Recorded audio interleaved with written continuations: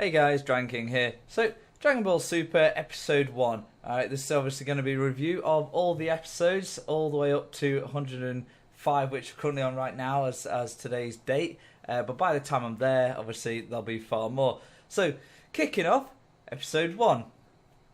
Very good start to it. It's taking you nostalgia straight away to hit you. Kid Buu, the epic last fight. Right, fantastic fight. I love Kid Buu. Right, just showing a bit of the great scenes. Super Saiyan 3, obviously getting rattled by Kid Buu. Finishing off with the Spirit Bomb, getting everyone to assist. And it's quite a big bit that was, to be fair, because no one would listen to them. No one would listen to aid in the Spirit Bomb being made. Vegeta tried shouting at them. It fell on deaf ears, and eventually Mr. Satan himself had to get everyone to listen, to contribute, to be able to help destroy Kid Buu. Right, so without Mr. Satan being there, they wouldn't have had enough power in that Spirit Bomb. Plus, they wished for Goku to be fully powered up again, and then they were able to finally destroy him. So it's a big moment and a great way to finish Z it was. Okay, so there's Kid Buu trying to battle it off.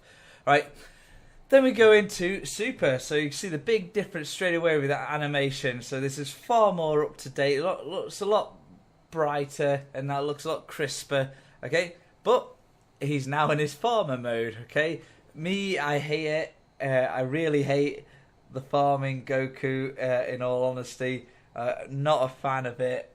But it is all because of Chi-Chi, obviously making him be a farmer to earn money, to sort their household out.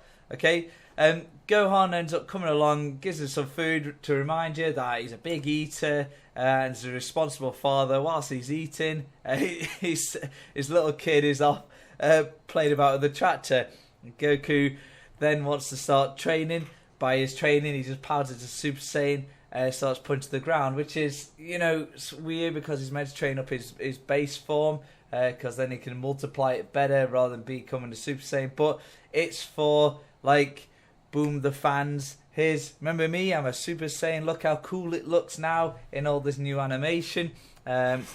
Except, obviously, there's oohs and ahs about the new animation. Right?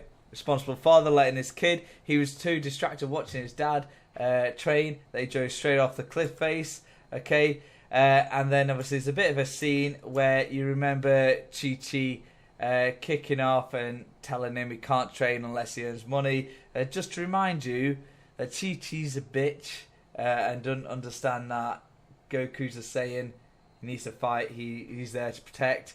She'll do her same thing she's always done. Yeah, I hate that. I do hate Chi-Chi a lot. Right?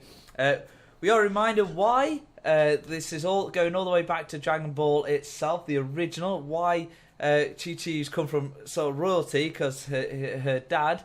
Oh man, I forgot his name now. The fucking king something.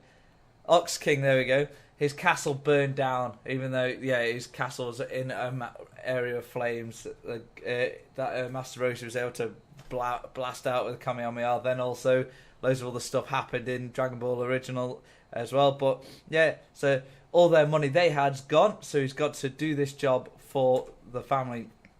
Okay, some more scenes of this area. And then we're introduced to, even though we've seen him on Battle of the Gods and Resurrection of Frieza, but in Super, this is the first time we see Beerus and Beerus's fucking view on food, right? He judges the entire thing of their food, and he decides to... the food tasted alright, so he decides to just destroy half the planet, alright? So, I don't think the planet could survive if it's just half.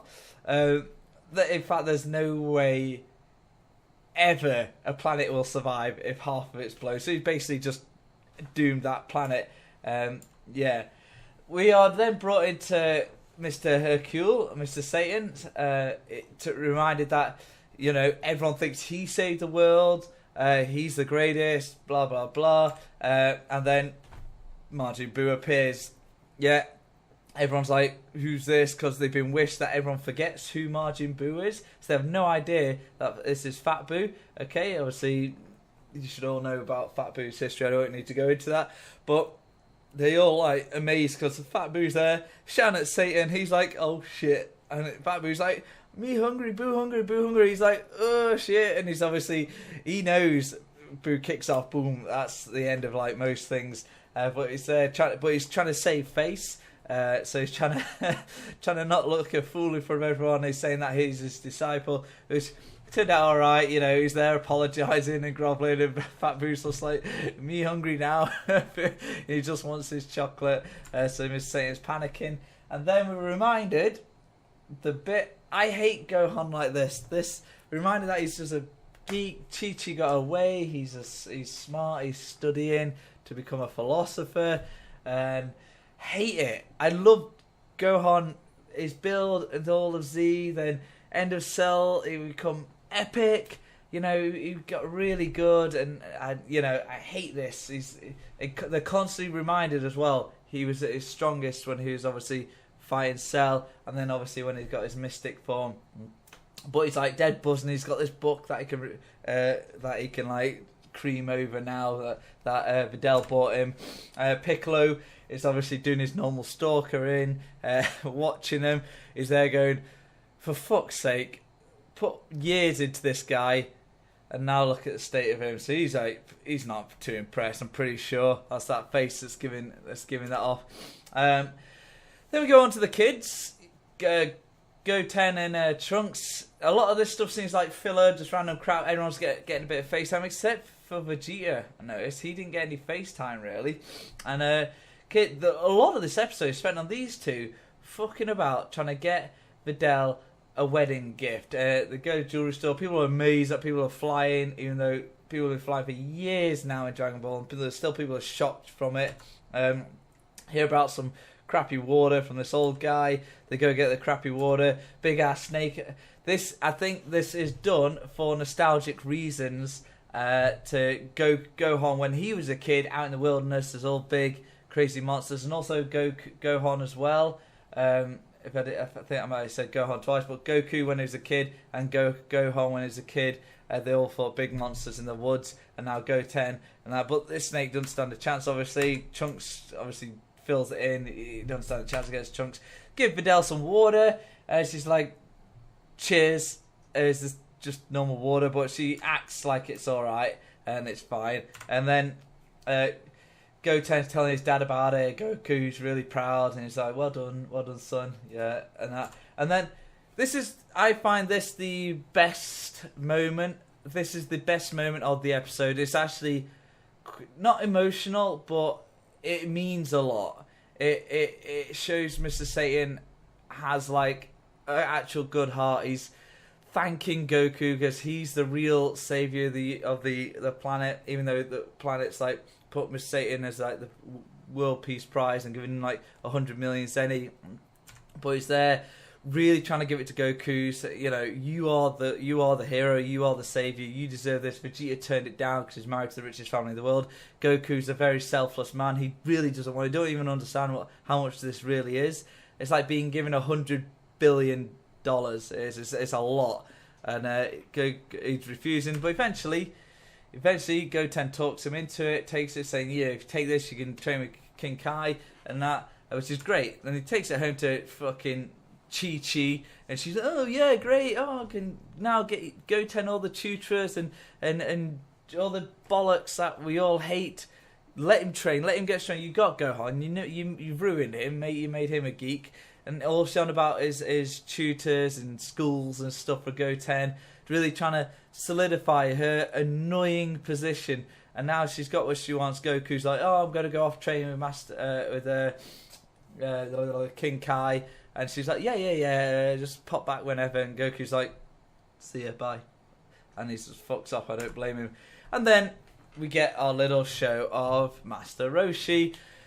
Just making sure you haven't forgotten what Master Roshi's like. And he's on about using that money to buy Blu-ray porns. And, you know, just to remind you, who Roshi is again, and to remind you that no one really likes him being the all perfect he is, right?